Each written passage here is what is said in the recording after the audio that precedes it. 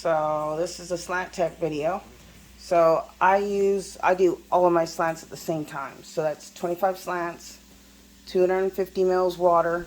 So it's going to be 5 grams agar, 5 grams LME, because each tube takes 10 mils of agar. And then you're going to add a craft stick. All the craft sticks are too tall to fit in the tubes, so we're going to break all those off so they fit in the tubes, and then we'll make up some agar, fill the tubes, and make slants. Okay, so first step, water in the pot, 250 mils. You can see my scale's zeroed out. 5 grams LME.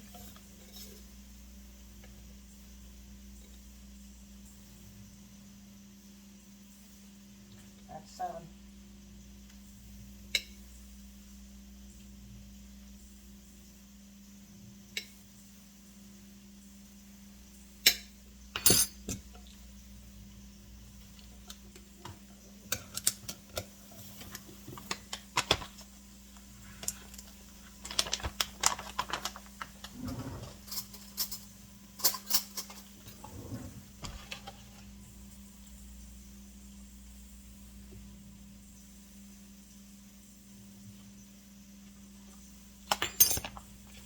Grams of that.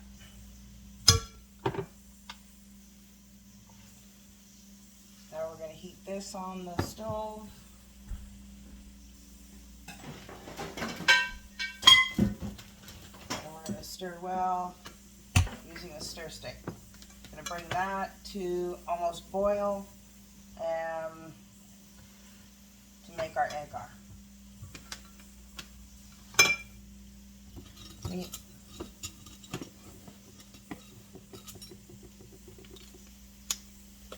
As you can see, these are all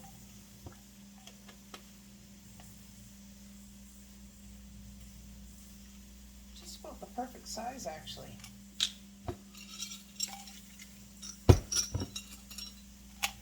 Yeah, they're actually great. I think I'll leave them just the way they are. If they're too long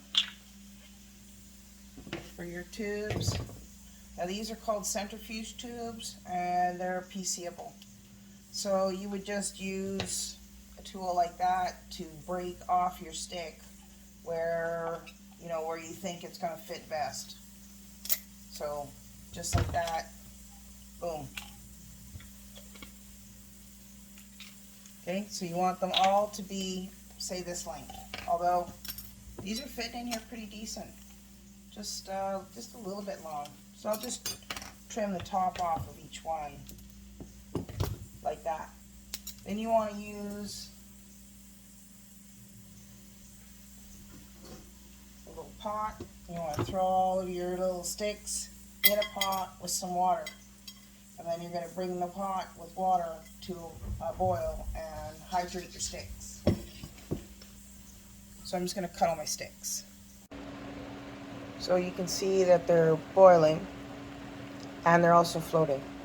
So we're waiting for them to sink to the bottom, then we know they're hydrated. It's going to take maybe about 10 minutes.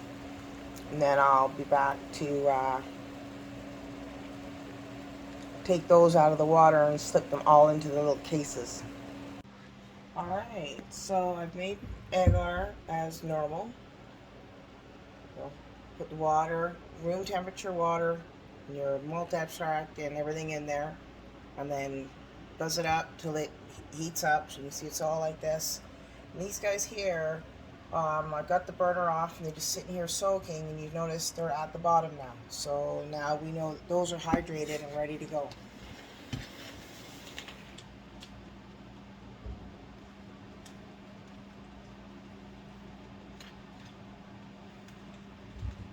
So put your agar in a container like that.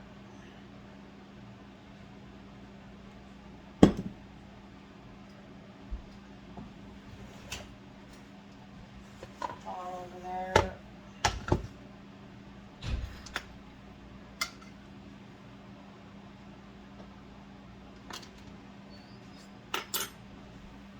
Toss them on my counter like that. I just sit these in a cup.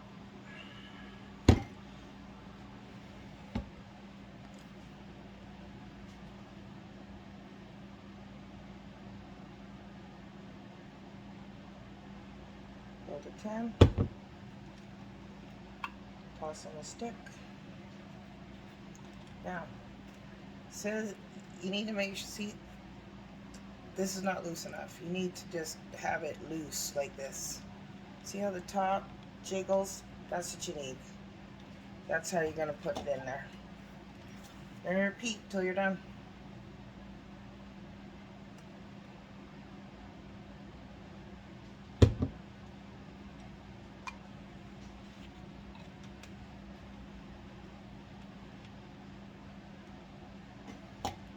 And that's all there is to it. I'll demonstrate loading them tomorrow.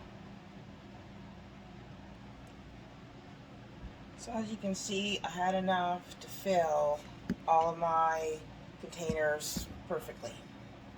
And again, if you don't make sure, you can see it really loose, it'll suck the sides of your tube in and warp your tube. And then when you do open it, it'll suck all this air in and contaminate the inside of your tube, especially if you're working in a SAB. So make sure you got these lids nice and loose. So once you've got your lids loose and you got everything set up, it's a good one, you're going to add water to just over the level of your agar in your container.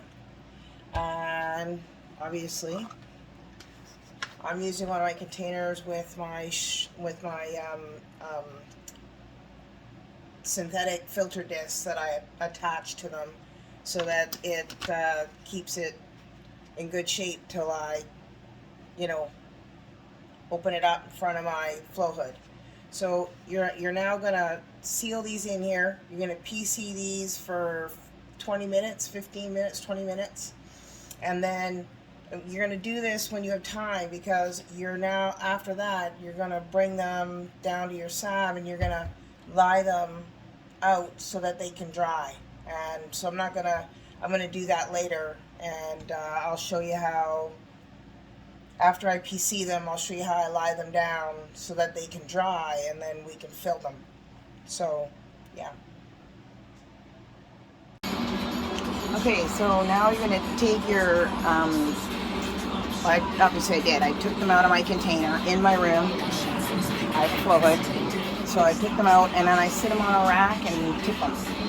And I put the labels at the top, so it's easier to, write on them after you fill them out. There they are. Obviously, tighten all the lids, and if you're doing this with your SAB, then you're gonna do this in your SAB. Tighten your lids, and then once you tighten your lids, and you can lie them at an angle and let them dry. After you let them dry, then obviously you're gonna use them. Okay, so you're gonna pick a nice clean plate to take your sample from. Oh, and I forgot to tell you to make sure that once you got them dried and stored, just store them all in a clean Ziploc bag.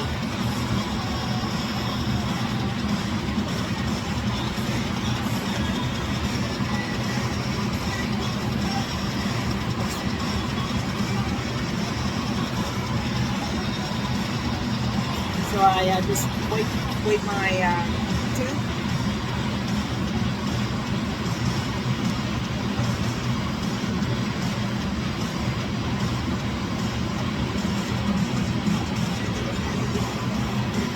If there's any water in it, you can just go ahead and tip your tube up and,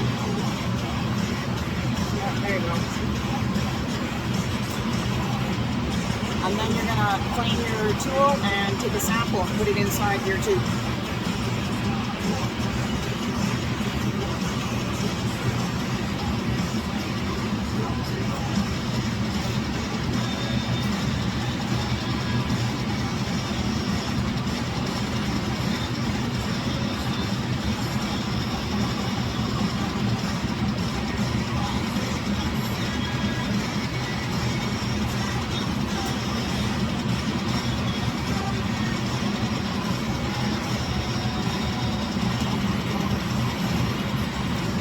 size line and a little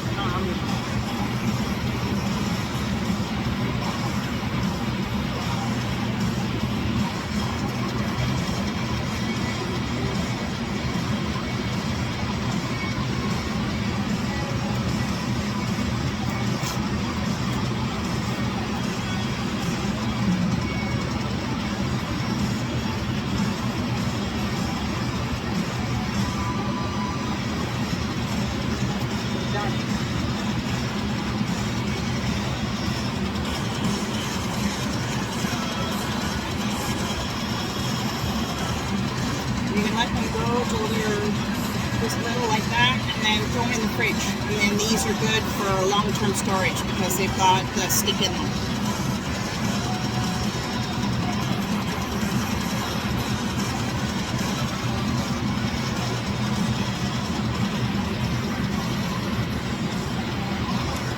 Sure you label it. That's why you want to have the label at the top, because you don't want to be turning it upside down. Your sample is going to fall somewhere in your tube.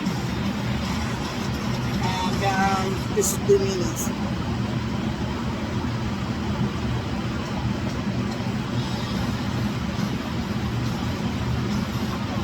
There we go. That's it. That's all, folks.